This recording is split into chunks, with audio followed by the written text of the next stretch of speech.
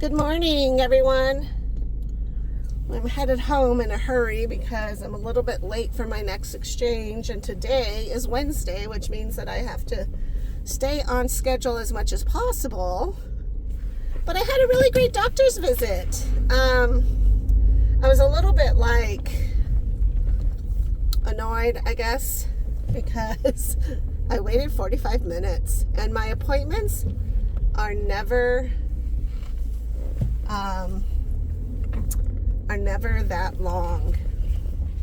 And so I don't know, I guess for me, sometimes I feel like I'm so in and out that I really just need to get in and out, and I don't want to have to wait. But anyways, if that's the worst of my worries, then life is good, right? Life is good. So this is my checkup for after I had a bunch of blood work done, and for this appointment was for after I had a whole bunch of blood work done. And so she wanted to go over all my test results and everything like that, and according to her results, everything is phenomenal, which is amazing and awesome, because on Monday when I saw Dr. Olivier, my nephrologist, he was like, your lab work is great, just keep doing whatever you're doing. And so to have two doctors in two different offices for focusing on two different things, to say that about my lab work is just so amazing, and I'm just so happy with myself. I'm so proud of myself, because it does take a lot of work to stay away from the garbage food, just to be completely honest. And even in America culture of just always eating and wanting more and all this, it's just crazy to it's hard. It's hard to have to say no thank you to things. And I'm just glad to have successfully impressed my doctor. So, yay. I also gave her my card because I was telling her, because she mentioned how it was so cool that I have such a positive attitude and that I'm doing so well. Of course, she always wants me to get transplant, and I've explained to her, and she said she'll always ask. I can always say no. That if I want transplant, and I'm like, no, I will always say no, but for the most part, I one day perhaps, but so she's like, I wish you could talk to other patients so that they would understand, and not everything's the end of the world now that you have kidney disease. And I was like, oh my God, yes. So I gave her one of my cards, and I was like, here, I pass these out to people all the time. They can look me up on YouTube. I talk about my life with kidney disease, the ups and downs, the ins and outs, the sadness, the sad days, the good days, which are 95% of the time. But I talk about the realistic part too, walking around, feeling so tired, all those kind of things. But it was very cool, and she was very excited. So she took my card, and she's like, and I can tell people. And I was like, yeah, I'll sign HIPAA forms or whatever. I'm more than happy to have people join my YouTube so that they can see that life isn't over. Life is not over just because you have kidney disease. Life is not over because we're having to do dialysis exchanges. Life is altered and changed, but that's life in general anyways. So I don't know, I'm just really excited about that. I think it's super cool that she was totally on board with it. Now, one of the things that she did say that I have high levels of is cholesterol, which we know why I have high levels of cholesterol, and that's because I mostly eat carnivore diet. Last night I did have a little bit of rice, fried rice, chicken fried rice to be exact. It was all homemade, so it wasn't anything not homemade, nothing added to it. it was also like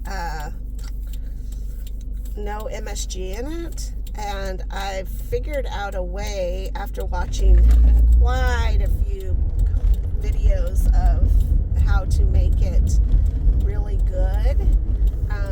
The secret ingredients is going to be Knorr.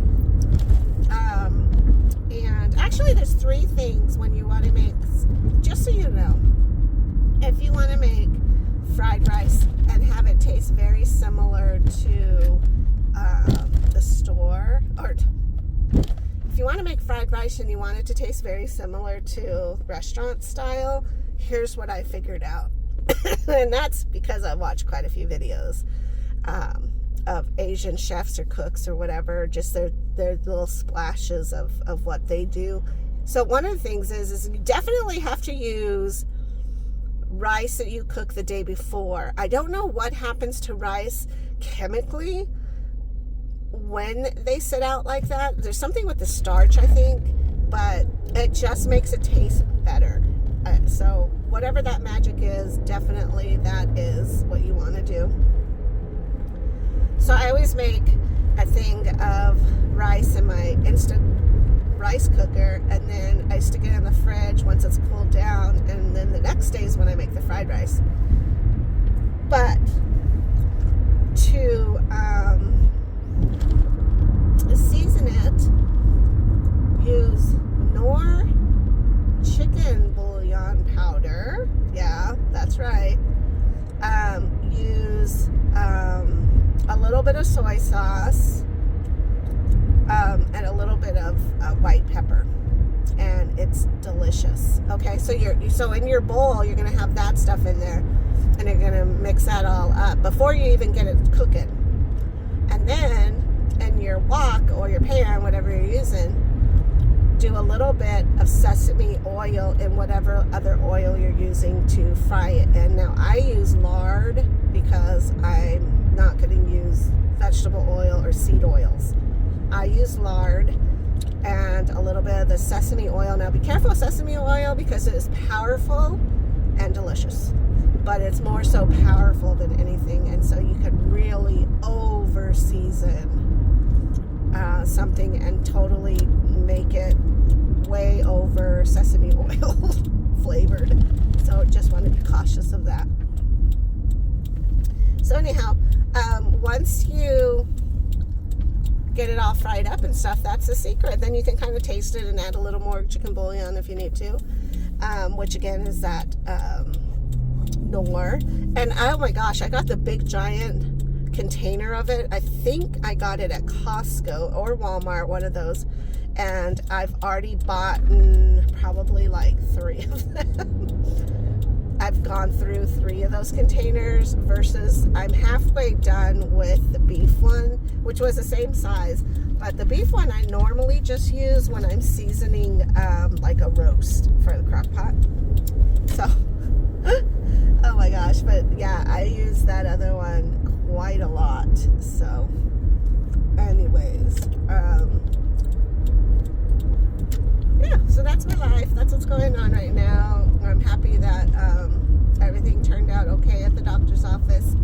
I was tempted to leave, like I said, because I'm like, I gotta get home, I gotta do my exchange, you know, but it was sad too, because like I guess a patient before me had lost their spouse, so she was like, I just couldn't leave and be too abrupt about leaving. So unfortunately that made you kind of behind. But again, my appointment was not even 10 minutes long once I saw her, and so I'm going to be off my exchange time for about 10, maybe 12 minutes, which is fine, totally fine.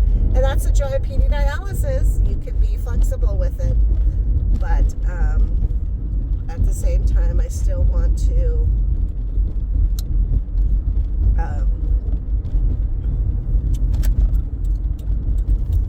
stay as much on time as possible.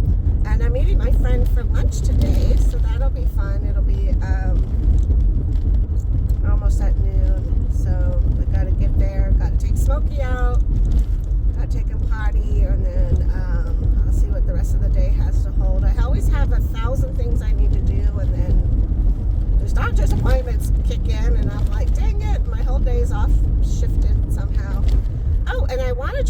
new recipe. It's mostly keto, but you take cheese and an egg and mix that up, maybe with some seasonings, and then basically throw that into a waffle maker, and that's how you can make like a little, so basically it's like a waffle that you would eat with your hamburger, so that, or whatever sandwichy meat you have, and so that's like a substitute for bread. And since I don't have any homemade sourdough bread to eat, then I guess that's my choice to make that. I've never made sourdough bread, but Donnie does that. It looks like such a process the way he does it. I don't know if it's because it's a process or because in his man brain it ends up being this big process. But I'm telling you what, there's flour everywhere. I'm so thankful for it. And he made homemade tortillas this last weekend, which again is not carnivore, but we decided that if we're going to eat any type of bread type item, it will be tortilla, which is homemade, and then also the sourdough bread. But I tell you, there's flour everywhere. There was like, flour and water, when it mixed, becomes this paste that just, I don't even know. You need a dynamite to get it out of the bowl sometimes.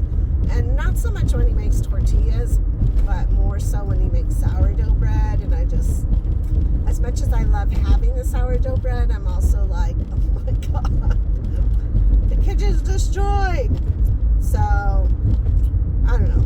Maybe I'll try to make a sourdough loaf just to see if I can. And then I won't have to lay that on him, because sometimes I'm like, I wish I had sourdough bread, but there's nothing better than bread out of the oven either. So that's really yummy. Speaking of that, now I'm super hungry. Oh, I tell you. All right. Well, I'm going to let you go. Thank you so much for hanging out with me and riding along. I'll talk to you soon. Bye-bye.